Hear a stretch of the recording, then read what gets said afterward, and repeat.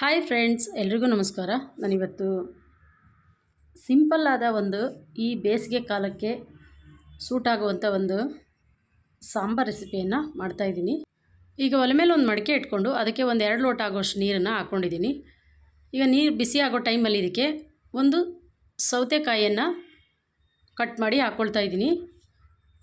ಇದು ಮಂಗಳೂರು ಸೌತೆಕಾಯಿ. ಈಗ ಇದನ್ನು ಒಂದು 10 ರಿಂದ 15 ನಿಮಿಷ ಹಾಗೆ ಬೇಯಿಸ್ಕೊಳ್ತೀನಿ.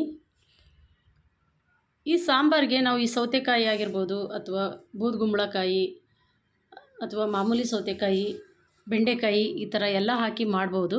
ಯಾವುದೇ ತರಕಾರಿ ಸಹ ಹಾಕಿ ಮಾಡ್ಬೋದು. ಈಗ ನೋಡಿ, ಇದಕ್ಕೆ ಸ್ವಲ್ಪ ಉಪ್ಪನ್ನು ಸಹ ಸೇರಿಸ್ಕೊಂಡು ಒಂದು 10 ರಿಂದ 15 ನಿಮಿಷ ಹಾಗೆ ಬೇಯಿಸ್ಕೊಳ್ತೀನಿ. ಈ ತರಕಾರಿ ಬೇಯೋ ಟೈಮಲ್ಲಿ ನಾನು ಪಕ್ಕದಲ್ಲಿ ಖಾರನೂ ಸಹ ರೆಡಿ ಮಾಡ್ಕೊಳ್ತೀನಿ. ಒಂದು ಮಿಕ್ಸಿ ಜಾರಿಗೆ 4 ಹಸಿಮೆಣ್ಸಿನ್ಕಾಯಿನ ಈ ಥರ ಕಟ್ ಮಾಡಿ ಹಾಕ್ಕೊಳ್ತೀನಿ. ಖಾರ ಬೇಕು ಅನ್ನೋರು ಇನ್ನೂ ಹಾಕ್ಕೋಬೋದು, ಇಲ್ಲ ಬೇಡ ಅನ್ನೋರು ಇನ್ನೂ ಸ್ವಲ್ಪ ಕಡಿಮೆ ಮಾಡ್ಕೋಬೋದು. ಒಂದು ಅರ್ಧ ಗೆಡ್ಡೆ ಬೆಳ್ಳುಳ್ಳಿನೂ ಸಹ ಈ ಥರ ಕಟ್ ಮಾಡಿ ಹಾಕ್ಕೊಳ್ತಾ ಇದ್ದೀನಿ. ಅದ್ರ ಜೊತೆಗೆ 2 ಇಂಚು ಶುಂಠಿನೂ ಸಹ ಚಿಕ್ಕದಾಗಿ ಕಟ್ ಮಾಡಿ ಹಾಕ್ಕೊಳ್ತಾ ಇದ್ದೀನಿ.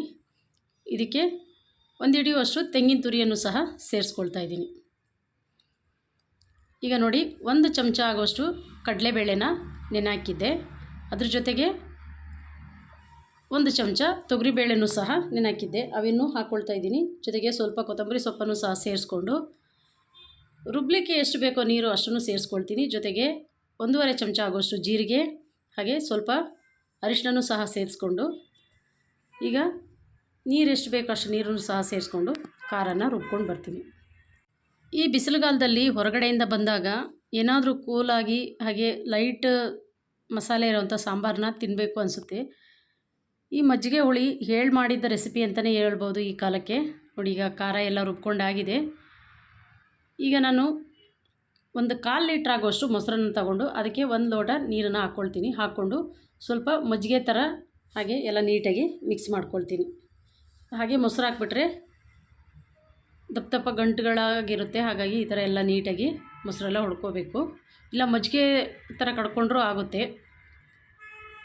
ನೋಡಿ, ಈ ಥರ ಎಲ್ಲ ನೀಟಾಗಿ ಮಿಕ್ಸ್ ಮಾಡಿಕೊಂಡು ಇದನ್ನು ಪಕ್ಕಕ್ಕೆ ಇಟ್ಕೊಳ್ತೀನಿ. ಈಗ ತರಕಾರಿ ಬೆಂದಿದೆ. ಈ ಬೆಂದಂಥ ತರಕಾರಿಗೆ ನಾನು ಈಗೇನು ಮಸಾಲೆ ರುಬ್ಬಿಟ್ಕೊಂಡಿದ್ದೆ ಆ ಮಸಾಲೆನ ಹಾಕ್ಕೊಳ್ತೀನಿ.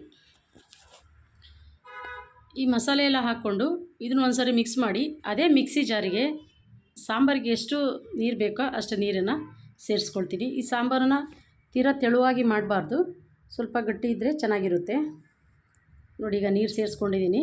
ಸೇರಿಸ್ಕೊಬಿಟ್ಟು ಒಂದು ಸರಿ ಎಲ್ಲ ನೀಟಾಗಿ ಮಿಕ್ಸ್ ಮಾಡ್ಕೋಬೇಕು.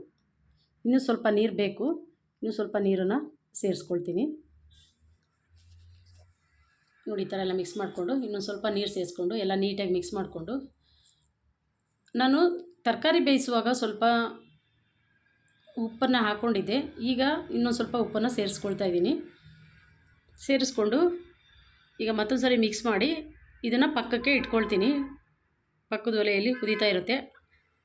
ಈ ಸಾಂಬಾರು ಪಕ್ಕದಲ್ಲಿ ಕುದಿಯೋ ಟೈಮಲ್ಲಿ ನಾನು ಇಲ್ಲಿ ಒಂದು ಒಗ್ಗರಣೆನೂ ಸಹ ರೆಡಿ ಮಾಡ್ಕೊಳ್ತೀನಿ. ಈಗ ಒಲೆ ಮೇಲೆ ಒಂದು ಪ್ಯಾನ್ ಇಟ್ಕೊಂಡು ಅದಕ್ಕೆ 2 ಚಮಚ ಆಗುವಷ್ಟು ಎಣ್ಣೆನ ಹಾಕ್ಕೊಳ್ತಾ ಇದ್ದೀನಿ.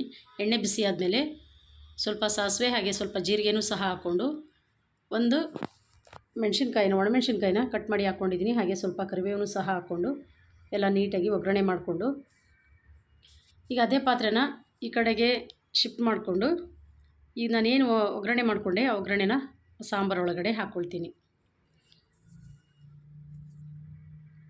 ನೋಡಿ, ಈಗ ಒಗ್ಗರಣೆ ಎಲ್ಲ ರೆಡಿಯಾಗಿದೆ. ಈಗ ಈ ಕಡೆಗೆ ಶಿಫ್ಟ್ ಮಾಡಿಕೊಂಡು ಈ ಒಗ್ಗರಣೆನೂ ಹಾಕ್ಕೊಳ್ತೀನಿ. ಹಾಕ್ಕೊಬಿಟ್ಟು ಎಲ್ಲ ನೀಟಾಗಿ ಮಿಕ್ಸ್ ಮಾಡಿ ಸಾಂಬಾರೆಲ್ಲ ಕುದ್ದಿದೆ. ಈಗೆಲ್ಲ ನೀಟಾಗಿ ಮಿಕ್ಸ್ ಮಾಡಿ ಆದಮೇಲೆ ಒಂದು 5 ನಿಮಿಷ ತಣ್ಣಗಾಗೋ ಟೈಮಲ್ಲಿ ಮಡಿಕೆಯಲ್ಲಿ ಅಷ್ಟು ಬೇಗ ತಣ್ಣಗಾಗಲ್ಲ. ನಾವು ಏನು ಮೊಸರನ್ನ ರೆಡಿ ಮಾಡಿ ಇಟ್ಕೊಂಡಿದ್ದು ಆ ಮೊಸರನ್ನ ಇದಕ್ಕೆ ಸೇರಿಸ್ಕೋಬೇಕು. ನೋಡಿ, ಈಗ ಸೇರಿಸ್ಕೊಂಡು ಈಗೇನು ಕುದಿಸೋದು ಬೇಡ, ಕುದಿಸಿದ್ರೆ ಮೊಸರೆಲ್ಲ ಒಡೆದ್ಬಿಡುತ್ತೆ. ಹಾಗಾಗಿ ಲಾಸ್ಟಿಗೆ ಸಾಂಬಾರೆಲ್ಲ ಕುದ್ದಾದಾಗ ಇದನ್ನು ಹಾಕೋಬೇಕು. ನೋಡಿ, ಈಗ ರೆಡಿಯಾಗಿದೆ. ಈಗ ನಾನು ಇದನ್ನು ಒಂದು ಸರ್ವಿಂಗ್ ಬೌಲ್ಗೆ ಸರ್ವ್ ಮಾಡ್ತೀನಿ. ಮುದ್ದೆಗೆ, ಅನ್ನಕ್ಕೆ ಸೂಪರ್ ಕಾಂಬಿನೇಷನ್ ಅಂತಲೇ ಹೇಳ್ಬೋದು. ಈ ರೆಸಿಪಿ ಇಷ್ಟ ಆಗಿದರೆ ಪ್ಲೀಸ್ ರೆಸಿಪಿಗೊಂದು ಲೈಕ್ ಕೊಡಿ. ಹಾಗೆ ಯಾರೆಲ್ಲ ಸಬ್ಸ್ಕ್ರೈಬ್ ಮಾಡ್ದಲ್ಲೇ ನೋಡ್ತಿದ್ದೀರಾ ಪ್ಲೀಸ್ ನನ್ನ ಚಾನಲ್ನ ಸಬ್ಸ್ಕ್ರೈಬ್ ಮಾಡಿಕೊಂಡು ಪಕ್ಕದಲ್ಲಿರೋ ಬೆಲ್ ಬಟನ್ನ ಕ್ಲಿಕ್ ಮಾಡಿದ್ರೆ ನಾನು ಹಾಕೋ ಪ್ರತಿಯೊಂದು ವೀಡಿಯೋಗಳ ನೋಟಿಫಿಕೇಷನ್ ಸಹ ಬರುತ್ತೆ. ಇನ್ನು ಇದು ನನ್ನ ಮಗಳ ಸ್ಕೂಲ್ ಗ್ರ್ಯಾಜುಯೇಷನ್ ಡೇ ಫೋಟೋಸು. ನಾನಿಲ್ಲಿ ನೋಡಿ, ಇವಳು ಪಿಂಕ್ ಡ್ರೆಸ್ಸಲ್ಲಿರೋಳು ನನ್ನ ಮಗಳು, ಹಾಗೆ ಅವಳ ಫ್ರೆಂಡು, ಇಬ್ಬರು ಡೇ ಕೇರಿಂದ ಬೆಸ್ಟ್ ಫ್ರೆಂಡು. ಇದನ್ನು ಅವರು ಡ್ಯಾನ್ಸ್ ಕ್ಲಾಸ್ ಸರ್ ಮಾಡಿದ ಮೇಕಪ್ಪು, ನಾವೇನು ಮೇಕಪ್ ಮಾಡಲಿಲ್ಲ. ಕಾಸ್ಟ್ಯೂಮ್ ಸಹ ಅವರೇ ಕೊಟ್ಟಿದ್ದು.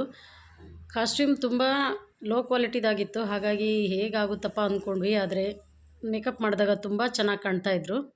ನಾನಿಲ್ಲಿ ಡ್ಯಾನ್ಸ್ ವಿಡಿಯೋನ ಶೇರ್ ಮಾಡಿದಾಗ ಕಾಪಿರೈಟ್ ಅಂತ ಬಂತು, ಹಾಗಾಗಿ ಬರೀ ಫೋಟೋ ಮಾತ್ರ ಶೇರ್ ಮಾಡಿದ್ದೀನಿ. ವಿಡಿಯೋ ಇಷ್ಟ ಆಗಿದರೆ ಪ್ಲೀಸ್ ವಿಡಿಯೋಗೊಂದು ಲೈಕ್ ಕೊಡಿ. Thank you.